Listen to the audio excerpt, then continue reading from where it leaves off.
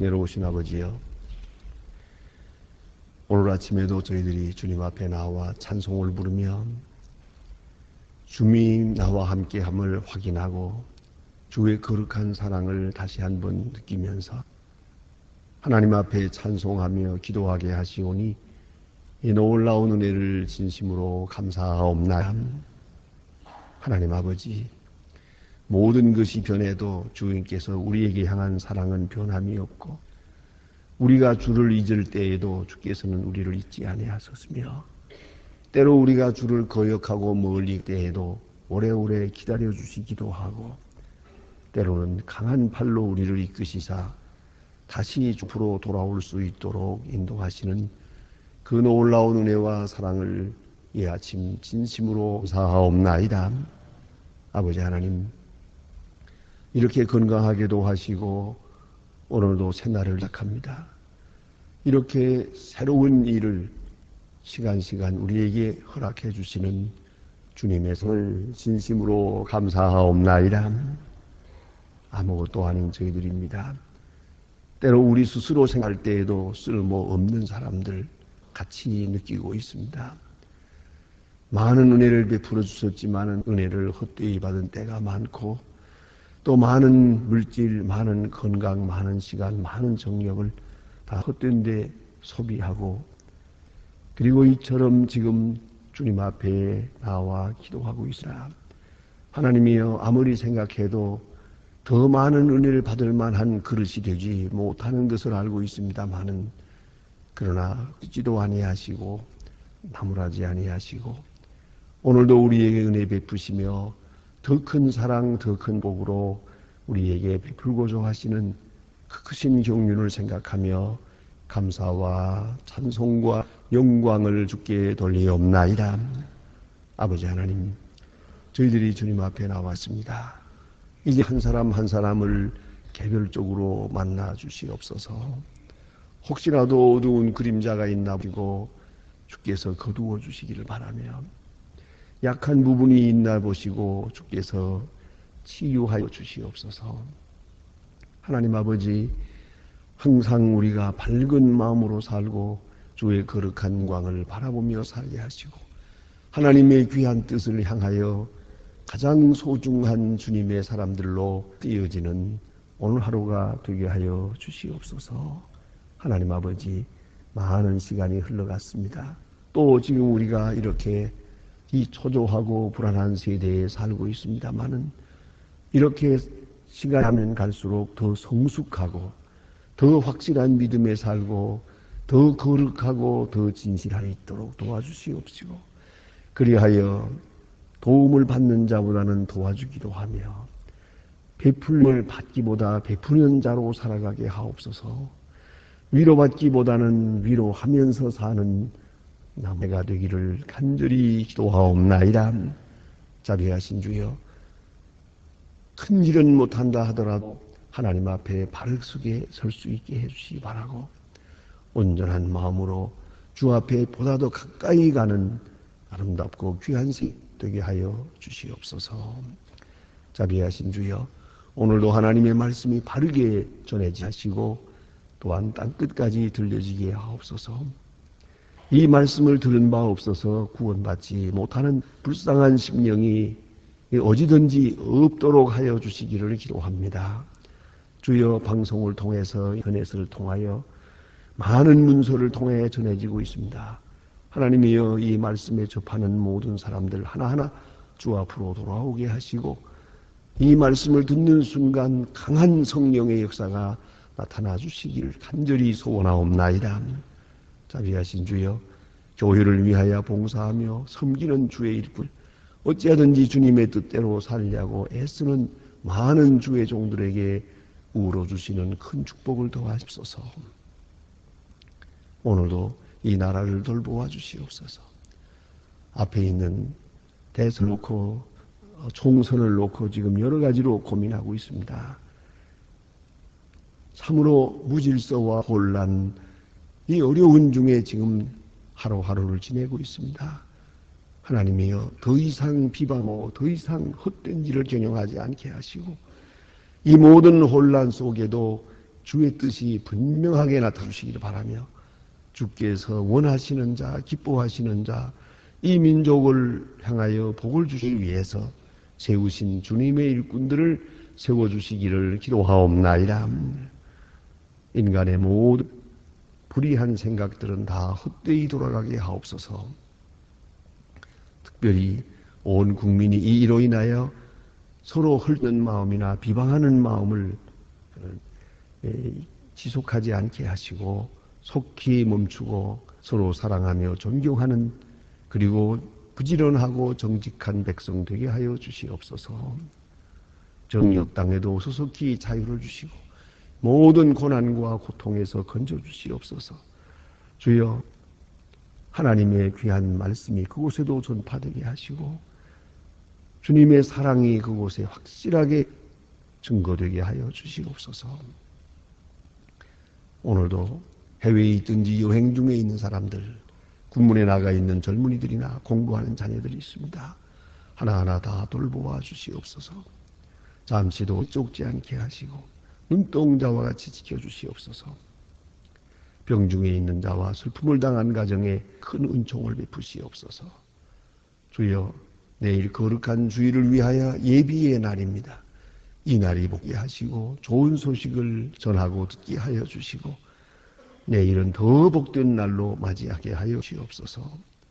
주 예수 그리스도의 이름으로 기도드립니다. 아멘. 하나님의 말씀 계속해서 이사야 오늘 2장 보겠습니다. 예레미야서 2장입니다. 예레미야 2장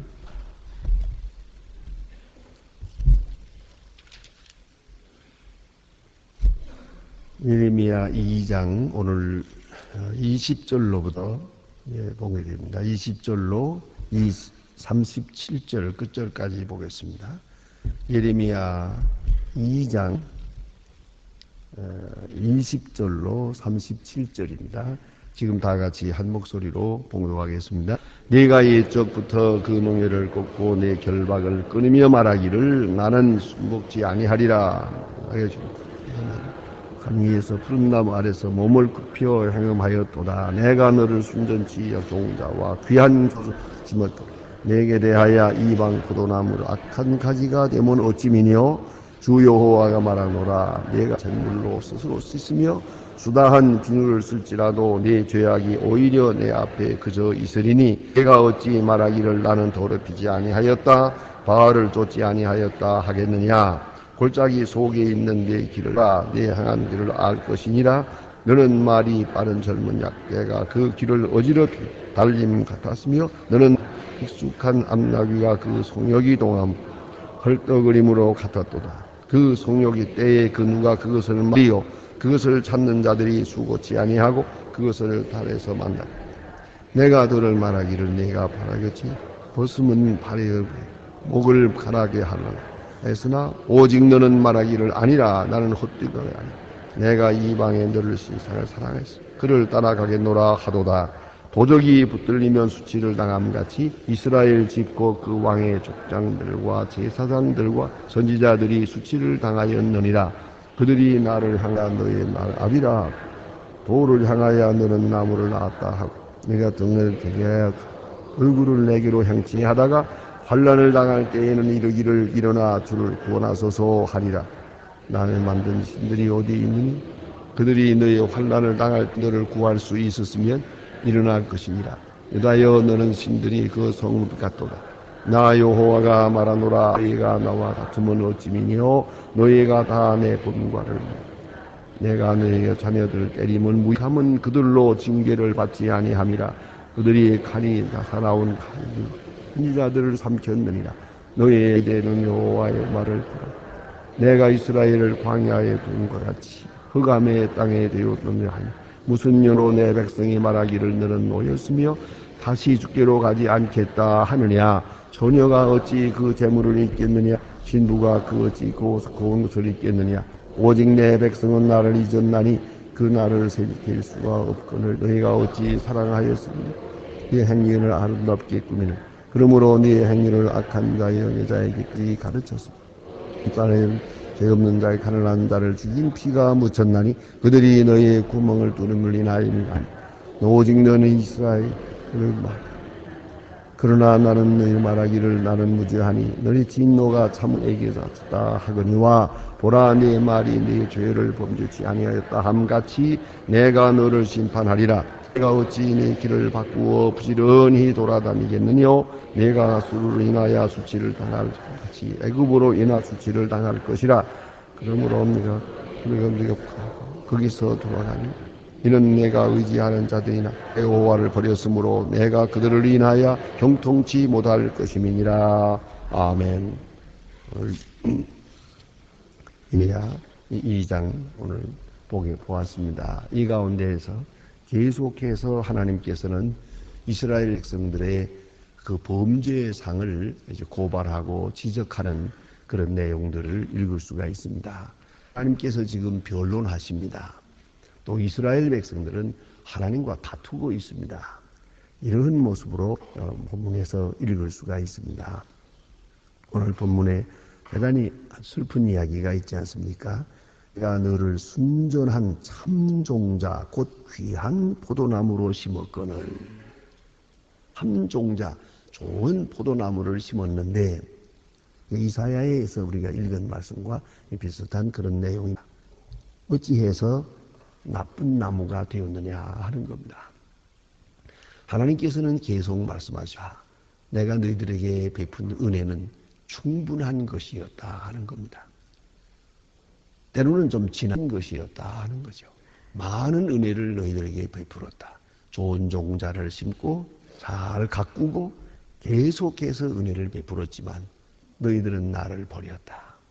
그 버린 상태, 하나님 떠난 그 모습을 지금 오늘 본문에서는 나무가 좋은 종자의 나무가 변질된 것 같다 이렇게 비유로 말씀하셨고, 또 하나의 비유는 여기에 행음하는 모습으로 나타났습니다. 그건 바로 우상숭배를 말하는 것입니다. 당연히 사랑해야 될 사람을 사랑하지 않고 그리고 남편을 떠나서 다른 남자를 사랑한다 할 때 이런 모습, 이것을 오늘 성경에서 하기를 우상숭배와 같다 그렇게 말합니다. 그래서 우상숭배를 간음이라 하고 그걸 우상숭배로 성경에서 읽을 수가 있게 됩니다.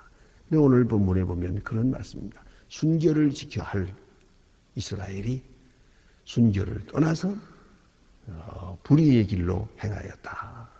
그러므로 너희가 이 시간에 잿물로 씻고 비누로 씻을지라도 죄악은 씻어지지 않을 것이다.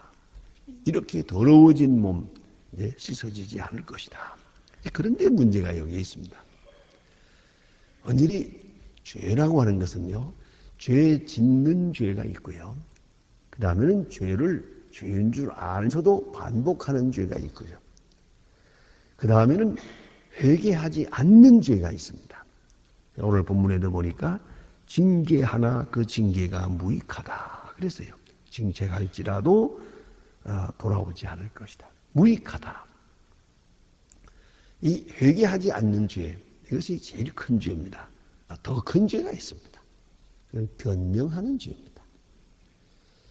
죄를 죄라고 인정하지 않는 겁니다. 그리고 이 죄의 원인을 나 외에 다른 데로 귀속합니다. 그래서 귀속시키면서 이것은 누구 때문이고 누구의 죄고 이건 내 죄가 아니라는 겁니다. 이런 변명, 이것이 가장 무서운 죄입니다. 변명하는 죄, 이것은 구제받을 수가 없습니다. 왜냐하면 회개가 없기 때문입니다. 변명하기 시작하면 점점 변명이 깊어집니다. 그 변명도 체질입니다. 문화화됩니다. 그래서 꼭 책임을 남에게 돌리는 겁니다. 이게 얼마나 무서운 일인지 모릅니다. 그리고 오늘 여기 보니까 나는 더럽히지 아니하였다 했습니까? 나는 더럽히지 아니하였다. 하나님은 말씀합니다. 너희는 더러워졌다. 내가 스스로 더럽다. 나를 떠나서 우상을 숭배하면서 마치 간음한 여인처럼 더러워졌다. 계속 말합니다. 그러나 본인들은 말합니다. 아니, 나는 더럽지 않았다. 이렇게 말합니다. 너무나도 엄청난 이야기입니다. 도적이 붙들리면 수치를 당함 같이 그랬습니다. 도적이 붙들리면 수치를 당한다. 그걸 우리 아십니다. 도적이 붙들렸을 때 수치를 느끼면 그건 도적입니다. 도적이 붙었을 때 용기를 내고 수치를 느끼지 않으면 그게 강도입니다. 그게 차이가 있는 겁니다. 도적이 붙들려면 발각되면 도망을 갑니다. 그건 도적입니다만은 도망가지 아니하면 그게 바로 강도입니다. 그런데 너희들은 나를 버리고 뻔뻔스럽게 도적이 아니라 강도처럼 대든다는 거죠. 내가 무슨 죄를 지었냐고, 내가 뭘 잘못했느냐고, 이게 얼마나 큰 죄가 되느냐 하는 겁니다. 그럼 보니까 아주 자세하게 하나님께서 고발하시고 그 성격을 설명하고 계십니다. 27절 말씀입니다. 그들이 나무를 향하여 너는 나의 아비라, 돌을 향하여 너는 나를 낳았다 하고 그 등을 내게로 향하고 그 얼굴을 내게로 향치 아니하다가 그랬습니다. 돌을 향하여 나무를 향하여, 이건 소물숭배입니다. 우상숭배를 말하는 겁니다. 예? 돌이 나를 낳았다, 나무가 나를 낳았다, 이것을 돌과 나무 앞에서 빌고 그에게 복을 달라고 어리석은 일을 합니다. 그것은 곧 하나님을 등지는 일입니다. 하나님과 등지고 하나님으로 향하여야 될 마음, 하나님께로 향해야 될 얼굴을 우상에게로 향했다는 겁니다. 그리고 빌다가 다음 보니까요, 환난을 당할 때에는 이르기를 일어나 우리를 구원하소 하리라. 환난을 당할 때에는 일어나서 나를 구원하소서 하리라. 하나님이 이래서 이 세상에 환난을 주시고 환난 거둘 수가 없는 것이옵시다. 이걸 우리는 인정을 해야 됩니다. 환당하면 하나님께 돌아오고, 일이 잘 되면 우상숭배하고 그러겠다는 거예요. 이 사람의 속성이 이렇게 됐다는 거죠. 평안하면 교회를 떠나고요, 죽을 지경이 되면 교회로 돌아온다. 그러니 이 세상에 환난이 없을 수가 없어요. 없을 수가 없습니다. 저는 가끔 그런 사람을 보면서 좀 조심스럽게 생각하고 걱정을 생각합니다. 일이 어려울 때 열심히 교회 나오고 새해도 나오고 저녁에도 나오고 또 심지어는 길에서 만나기만 해도 목사님 제가 어려운 일을 하고 있는데 위에서 기도해 주시기 바랍니다 하는 부탁도 하고 그랬어요. 근데 사업이 잘 돼요. 그러니까 낮에는 나오는데 새벽에는 안 나와요. 왜요? 피곤해서 그렇대요. 너무 바빠서요. 그럴 때에 제가 마음이 참 아파요. 그럼 무슨 생각이 드는 거 아니? 아무래도 일을 조금 줄여야겠구만. 너무 힘든가 본데. 새벽에 나올 만큼. 여러분 이걸 아셔야 돼요. 일이 어려울 때에 우리가 하나님 앞에 열심히 기도합니다. 혹 우리가 일이 잘 될 때에 게을러지려고 그러고 하나님께 나가는 행위가 뜸해지려잖아요. 그때가 무서운 시험입니다. 그런 생각이 들지 않아요? 이러다간 내가 치지 하는 생각이 없습니까? 이걸 깊이 생각해야 합니다. 하나님이 바라시는 게 뭡니까? 하나님이 원하시는 것은 하나님께 가까이 나가는 것이요, 하나님의 말씀에 귀를 기울이는 것이에요. 그걸 하나님이 원하세요. 하나님은 그것을 최고로 즐겁게 가장 큰 것으로 여기시는 거예요. 그런데 꼭 죽을 지경이 돼야만 하나님께 나아가는 사람이 있어요. 그 사람은 이 죽을 지경에서 벗어나서는 안 될 사람이에요. 이걸 알아야 됩니다. 그러므로 어려울 때 하나님께 열심을 내고 일이 잘 될 때 더 열심을 내야죠. 더 내야죠. 그러니까 가끔 그런 이야기를 듣기도 합니다. 100만 원 벌 때 10만 원 11조 내기가 쉬워요. 1000만 원 벌 때 100만 원도 가능합니다. 예, 그런데 이 문제가 1억을 벌게 되면 1000만 원 10조를 못 내더라고요. 예? 그 다음에 10억을 벌면 1억을 내야 되는데 이때 가서는 좀 하거든요.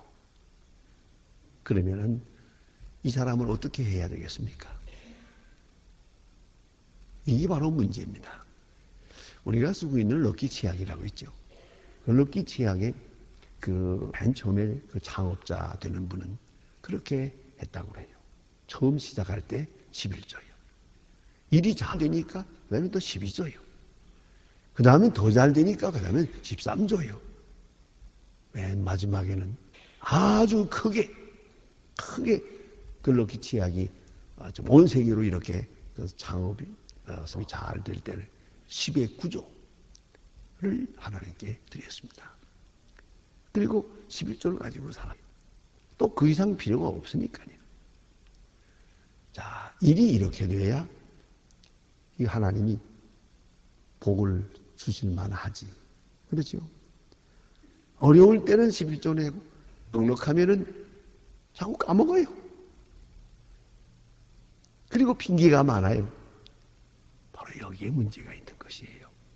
막 복받을 그릇이 그거밖에 안 되거든요. 그래 오늘 성경에 보니까 너희들이 나에게 등을 돌리고 나무를 향해서 내가 나를 낳았다, 돌을 향해서 복을 달라고 하다가 꼭 어려움을 환난을 당하니 그때야 내게로 돌아오리라. 하나님이 다 알고 계세요. 우리 인간의 그 간사한 속성을 말이죠. 그래서 이 땅에는 환난과 고통이 없을 수 없는 것이에요. 그러지 말아야 합니다. 지금 중국은 크게 복음의 문이 열려서 많은 사람들이 열심히 하나님께 예배하고 하나님께로 돌아오고 있습니다. 아마 지금 성장률 넘버원일 거예요. 교회가 계속 성장하고 부흥되고 있습니다. 자, 그런데 이 원인에 대해서 이것 전문가예요. 한평생 이것을 연구하고 있는 그 학자의 말에 의하면 문화혁명 때문이랍니다.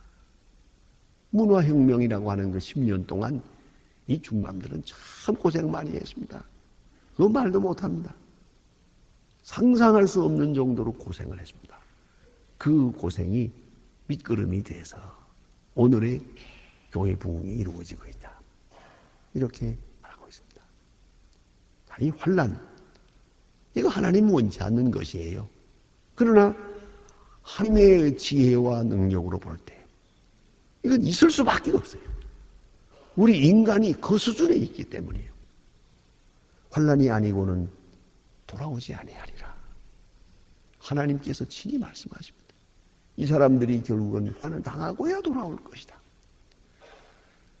그러니까 징계하시는 하나님의 마음이 아픈 거예요. 이사야 1장에 보면은 너희가 어찌하여 더 맞으려고 하느냐 하지 않습니까? 머리서부터 발끝까지 성한 것이 없고 새로 맞은 흔적뿐이요 아직도 쌈의 힘을 받지 못했도다. 그런데 어찌하여 더 맞으려고 하느냐? 결국은 징계하시는 하나님께서 지은 것이에요.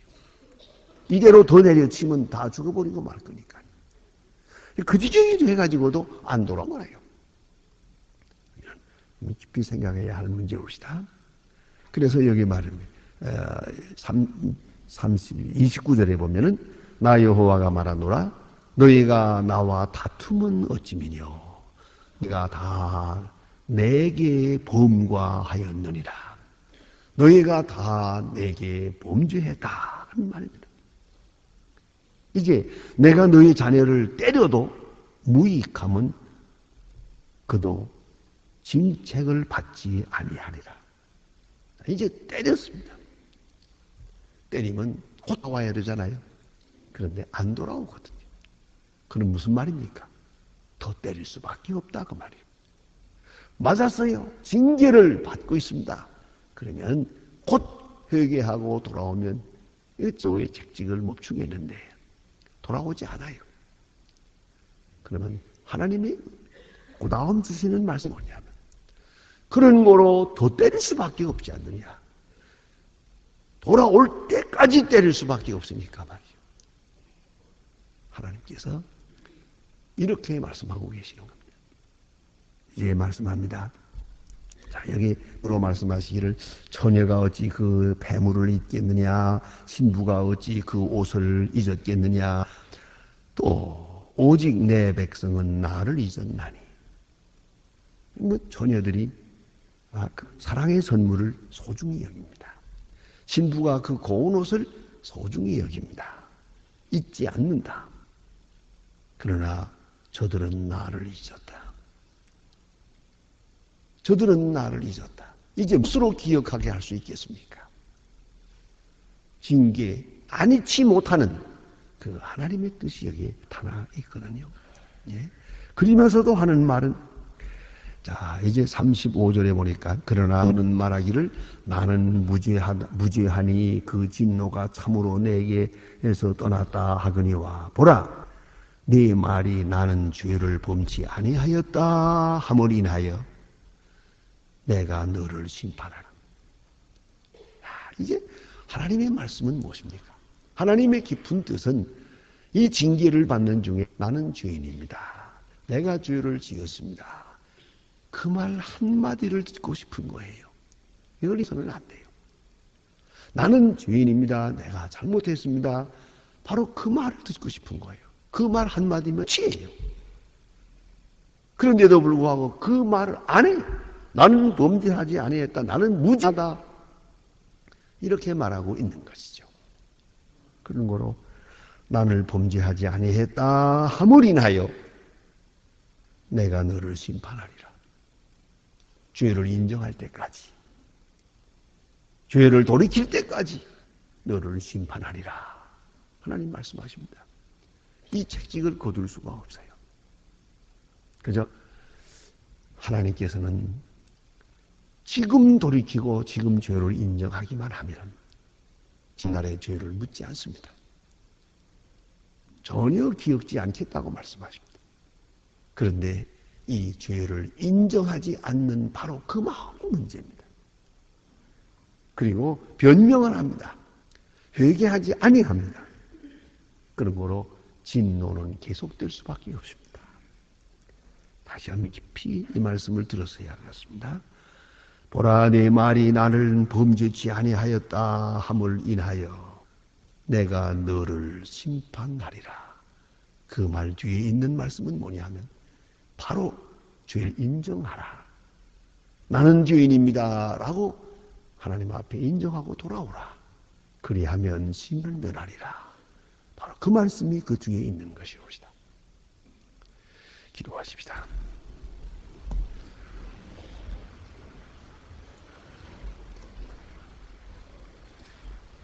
하늘에 계신 우리 아버지시여, 이름이 거룩히 여김을 받으시오며 나라의 임하옵시며 뜻이 하늘에서 이룬 것 같이 땅에서도 이루어지이다. 오늘날 우리에게 일용할 양식을 주옵시고 우리가 우리에게 죄진 자를 사해 준 것 같이 우리 죄를 사해 주고 우리를 시험에 들게 하지 마옵소서. 다만 악에서 구하옵소서. 내 나라와 권세와 영광이 아버지께 영원히 있사옵나이다. 아멘. 자유로이 기도하시다가 하시겠습니다.